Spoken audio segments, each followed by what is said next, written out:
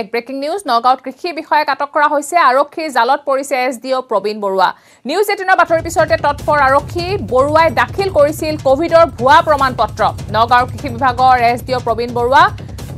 Covid হৈছে বুলি ভুৱা প্ৰমাণপত্ৰ দাখিল কৰিছিল আৰু তাৰ পিছতে নিউজ 18 বাতৰি প্ৰকাশ কৰিছিল আৰু তাৰ পিছতে তৎপৰ হৈ পৰে আৰক্ষী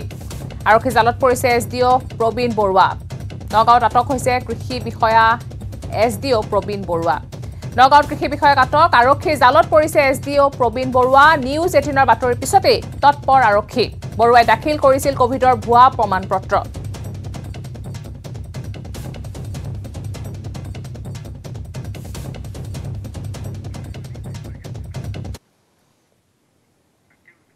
মুখ্যমন্ত্ৰী হিমন্ত বিশ্ব শৰ্মাৰ নিৰ্দেশৰ পিছতে টংলা পক্ষী ট্ৰেজেডিক লৈ তৎপৰ বন বিভাগ শনিবাৰে পুৱাই ঘটনাস্থলী পৰিদৰ্শন কৰি ডিএফঅক এসপ্তাহৰ ভিতৰতে তদন্তৰ প্ৰতিবেদন দাখিলৰ নিৰ্দেশ দিয়ে প্ৰধান মুখ্য বন সংৰক্ষক আনহাতে অভিযুক্তই শাস্তি পাবই বুলি হুংকাৰ বিটিচিৰ বন বিভাগৰ কাৰ্যবাহী সদস্যৰ টংলা পক্ষী ট্ৰেজেডি অভিযুক্তই পাব শাস্তি আৰু ইনভেষ্টিগেশ্যনত কোনে দুখী তা কিন্তু আমি পানিশমেন্ট দিয়া হ'ব ঘটনাস্থলী পৰিদৰ্শন প্ৰধান মুখ্য বন সংৰক্ষকৰ মুখ্যমন্ত্ৰীৰ নিৰ্দেশৰ পিছতে তৎপৰ বন বিভাগ টংলা পৌৰসভাৰ চৰম দায়িত্বহীনতাৰ ফলত সংঘটিত পক্ষী ট্ৰেজেডিয়ে এতিয়া টুলপাৰ লগাইছে ৰাষ্ট্ৰীয় তথা আন্তঃৰাষ্ট্ৰীয় প্ৰেক্ষাপটত মুখ্যমন্ত্ৰী হিমন্ত বিশ্ব শৰ্মাই বন মন্ত্ৰী পৰিমল শুক্লবৈদ্যক ঘটনাৰ তদন্ত নিৰ্দেশ দিয়াৰ পিছতে এতিয়া তৎপৰ হৈছে বিভাগীয় আমোলা বিষয়া শনিবাৰে পুৱাই ঘটনাস্থলী পৰিদৰ্শন কৰি ডিএফঅক তদন্তৰ নিৰ্দেশ দিয়ে প্ৰধান মুখ্য বন সংৰক্ষকে ঘটনাৰ তদন্ত কৰি এসপ্তাহৰ ভিতৰত দাখিল কৰিব লাগিব প্ৰতিবেদন এই তদন্তৰ ভিত্তিত কোনো লোক অভিযুক্ত হলে বন্যপ্ৰাণী আইনৰ অধীনত লোৱা হ'ব কঠোৰ ব্যৱস্থা ইতিমধ্যে ঘটনা সন্দৰ্ভত ডিএফঅও ৰুজু কৰিছে নিজাববীয়াকৈ গোচৰ ঘটনাস্থলী পৰিদৰ্শন কৰি এই মন্তব্য প্ৰধান মুখ্য বন সংৰক্ষক গৰাকীৰ প্ৰাথমিকভাৱে আমাৰ ডিএফঅ ডাঙৰীয়া এটা এজাহাৰো তেওঁলোকৰ ফালৰ পৰা দিলে আৰু কিন্তু আমাৰ যেটো বন্য প্ৰাণীৰ যেটো নিয়মাৱলী ওয়াইল্ড লাইফ এক্ট 1972 তাৰ আন্ডাৰত সেকশন 50/8 50 আৰু অনুক্ৰমিকা 8 অনুসৰি আমি এটা তদন্তৰ আমি নোটিছ দিছো আমি ডিএফঅক ইনকুৱাৰী অফিচাৰ কৰি পেলাই আৰু তে এসপ্তাহৰ ভিতৰত গোটেইখিনি তদন্ত কৰি পেলাই আমাক এটা প্ৰতিবেদন দিব আৰু সেই অনুসৰি ওয়াইল্ড লাইফ প্ৰটেকশ্যন এক্টৰ ভিতৰত যিখিনি ব্যৱস্থা আছে সেইখিনি ব্যৱস্থা আমি লম ইপিনে পক্ষী নিধন কাৰ্যত জড়িত ব্যক্তিক শাস্তি প্ৰদানৰ হুংকাৰ বিটিচিৰ বন বিভাগৰ কাৰ্যবাহী সদস্য ৰঞ্জিত বসুমতাৰীৰ আমাৰ ফৰেষ্ট এগ হিচাপে যেনেকে কৰা যাব হেতু কৰা হ'ব ইনভেষ্টিগেশ্যন নিশ্চয়কৈ চলিছে আৰু ইনভেষ্টিগেশ্যনত কোনে দুখী তা কিন্তু আমি পানিশমেন্ট দিয়া হ'ব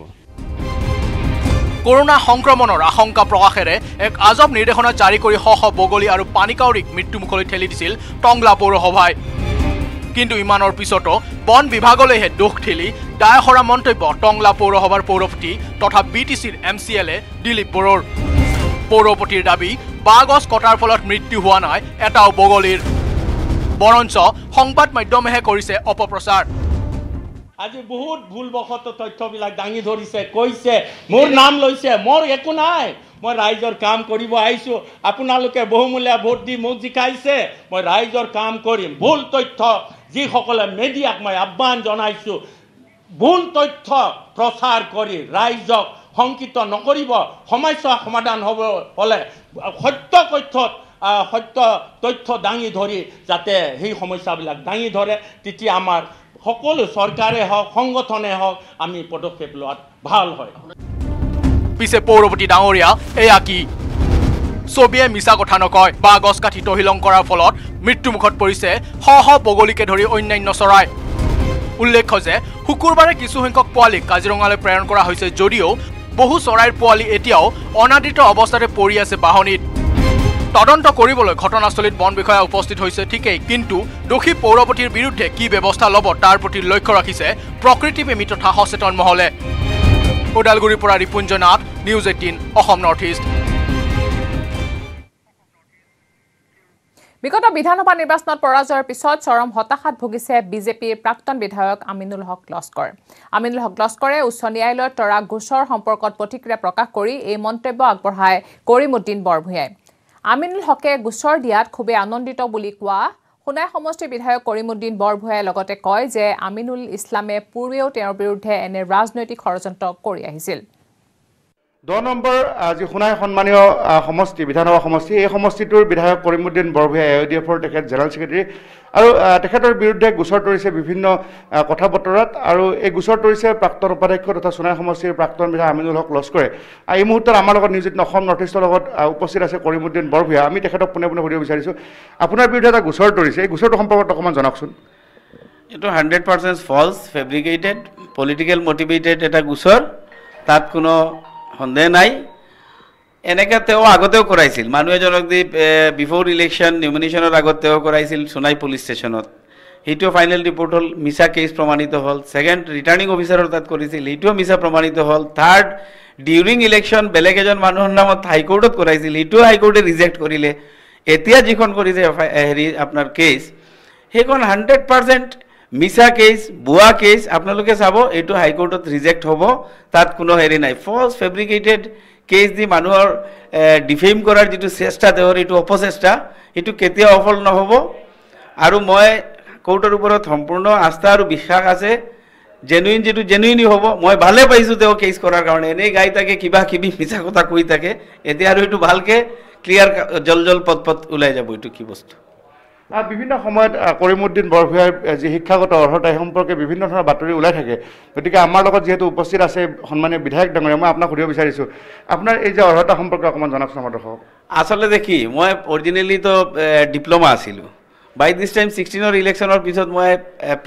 এজ এ প্ৰাইভেট ষ্টুডেণ্ট মই গ্ৰেজুৱেশ্যন কমপ্লিট কৰিছোঁ। তাত কোনো সন্দেহ নাই, অনলাইন ৰিজাল্ট আছে, অনলাইন চবখিনি আছে, চব জানে। তেওঁ এইটো গম পায়ো পাব্লিকলি মোক ডিফেম কৰাৰ কাৰণে পলিটিকেল মটিভেটেড কেছ এটা কৰিছে। এইটো কোনো এক্সিষ্টেঞ্চ নাই আৰু নিশ্চয় হাইকোৰ্টে এইটো ৰিজেক্ট কৰিব। ধন্যবাদ। এয়া আছিলে সোণাই সমষ্টিৰ AIDFৰ বিধায়ক কৰিমউদ্দিন বৰভূঞা। মই পুনৰ কৈছোঁ যে তেখেত AIDFৰ জেনেৰেল ছেক্ৰেটাৰী কেন্দ্ৰীয় কমিটিৰ, আৰু তেখেতৰ বিৰুদ্ধে যি গোচৰ তৰিছে এই গোচৰ তেখেতে আদালতৰ ওপৰত আস্থা আছে আৰু এই গোচৰ খাৰিজ কৰিব বুলি তেখেতে আশা প্ৰকাশ কৰি দৃঢ়তাৰে কৈছে যে এই ধৰণৰ কোনো ভুৱা নথি পত্ৰৰ লগত তেখেত জড়িত নহয়। কাৰ্বি আংলঙৰ হোমগাৰ্ড বৰসিং বে এতিয়াৰ পৰা কনিষ্টবল। জনতা ভৱনত মুখ্যমন্ত্ৰী হিমন্ত বিশ্ব শৰ্মাই বৰসিং বেৰ হাতত তুলি দিয়ে কনিষ্টবলৰ নিযুক্তি পত্ৰ। মুখ্যমন্ত্ৰীয়ে বৰসিং বেক নিযুক্তি পত্ৰ প্ৰদান কৰি প্ৰতিগৰাকী চাকৰিয়ালক সততাক আঁকোৱালি ল'বলৈ আহ্বান জনায়। ইপিনে ভাল কাম কৰা হোমগাৰ্ড কনিষ্টবল SI পৰিদৰ্শক পদলৈ পদোন্নতি দিয়াৰ ব্যৱস্থা কৰা হ'ব বুলি প্ৰতিশ্ৰুতি দিলে মুখ্যমন্ত্ৰীয়ে। অসম আৰক্ষীৰ কনিষ্টবলৰ পদৰ নিযুক্তি পত্ৰ এতিয়া তেখেতলৈ প্ৰদান কৰিব লাগিছে। বৰসিং বে অসম আৰক্ষীৰ বাবে সাহসিকতাৰ প্ৰতীক। ভাল কাম কৰা হোমগাৰ্ড কনিষ্টবল SI পৰিদৰ্শক পদলৈ পদোন্নতি দিয়াৰ ব্যৱস্থা কৰা হ'ব। এই প্ৰতিশ্ৰুতি অসমৰ মুখ্যমন্ত্ৰী ডক্টৰ হিমন্ত বিশ্ব শৰ্মাৰ। মান জনাইছে, লগতে এয়া প্ৰদান কৰা হৈছে অসম আৰক্ষীৰ কনিষ্টবল পদৰ নিযুক্তি পত্ৰ।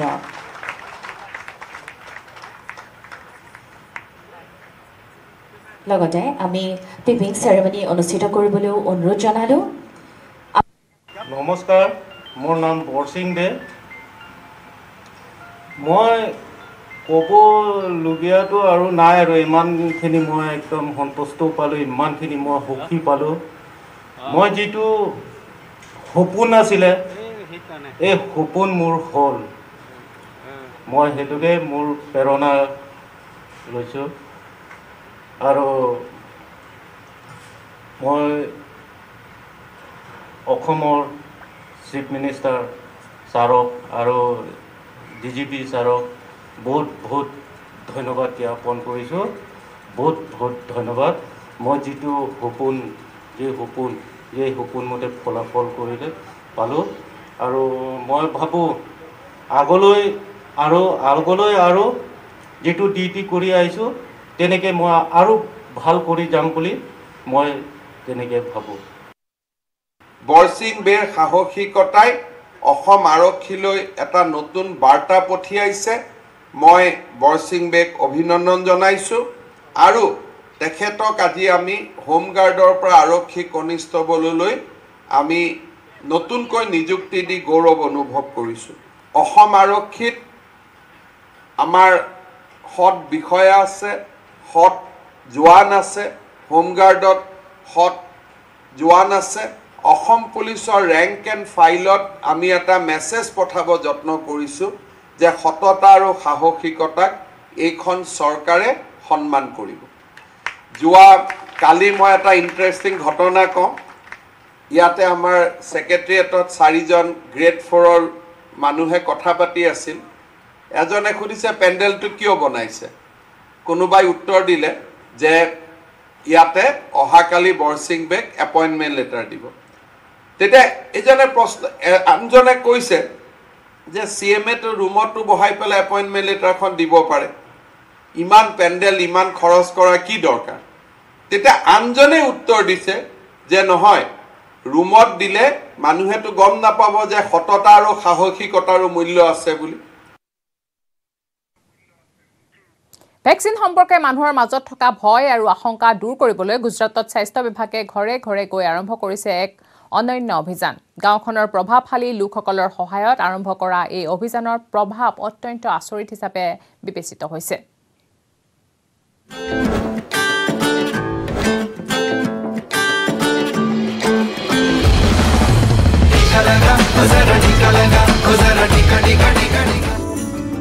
গুজৰাটৰ কিছু অঞ্চলত ভেকচিন সম্পৰ্কে সৃষ্টি হৈছিল বিভ্ৰান্তিৰ মানুহে ভেকচিন লবলৈ ইচ্ছা প্ৰকাশ কৰা নাছিল কিন্তু স্থানীয় প্ৰশাসনে বুদ্ধিমত্তাৰে সমাধান কৰে সমস্যাটোৰ ফলস্বৰূপে লোকসকলে এতিয়া ঘৰৰ পৰা মুক্তভাৱে টিকাকৰণ কেন্দ্ৰলৈ আহি গ্ৰহণ কৰিছে কৰোনাৰ টিকা हम लोग ने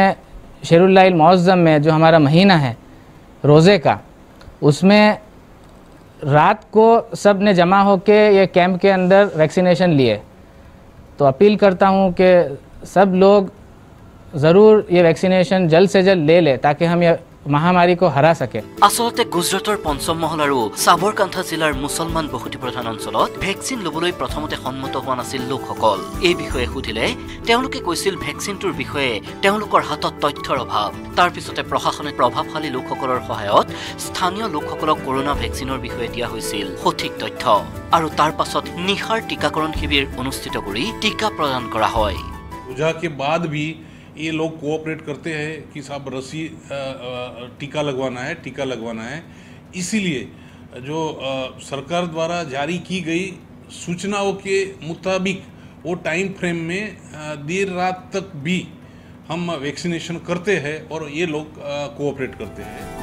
এই ছবিবোৰ গোধৰাৰ ৰমজানৰ সময়ৰ পৰা ইয়াত নিশা ভেকচিনেশ্যন শিবিৰ আয়োজন কৰা হৈছে এনে ছবি আজিও সাবৰকান্থাৰ দৰে বহুতো জিলাত দেখিবলৈ পোৱা যায় মানুহে নিজেই ধৰি লৈছে যে ভেকচিনটোৰ বিষয়ে তেওঁলোকৰ আশংকা আঁতৰ কৰা হৈছে এতিয়া তেওঁলোকৰ পৰিয়ালৰ সদস্যসকলক ভেকচিন লবলৈ টিকাকৰণ শিবিৰলৈ নিজেই লৈ আহিছে हमारे धर्मगुरु और आगे वालों ने हमको बताया वैक्सीन अत्यंत जरूरी है वैक्सीन ज्यादा से ज्यादा लोगों ने वैक्सीन हमने ले चुके हैं सबको घर घर जाके समझाया है कि भाई अभी ये वैक्सीन लेना ज़रूरी है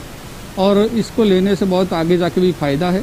अभी पहला डोज तो लोगों ने ले चुके हैं अभी हम नाइट में भी रात को भी लोगों को वैक्सीन दिलाने के लिए आगे कर रहे हैं গুজৰাটৰ বহু ঠাইত নিশাৰ টিকাকৰণ শিবিৰৰ ধাৰণাটো হিট হৈছে দিনজোৰা পৰিশ্ৰমৰ পিছত স্থানীয় লোকে ভেকচিনটো আৰামেৰে গ্ৰহণ কৰি আছে আশা কৰোঁ যদি এই গতিত অব্যাহত থাকে অদূৰ ভৱিষ্যতে টিকাকৰণৰ ক্ষেত্ৰত দেশৰ অন্যতম আগশাৰীৰ ৰাজ্য হ'ব Gujarat bureau report news 18 Assam north east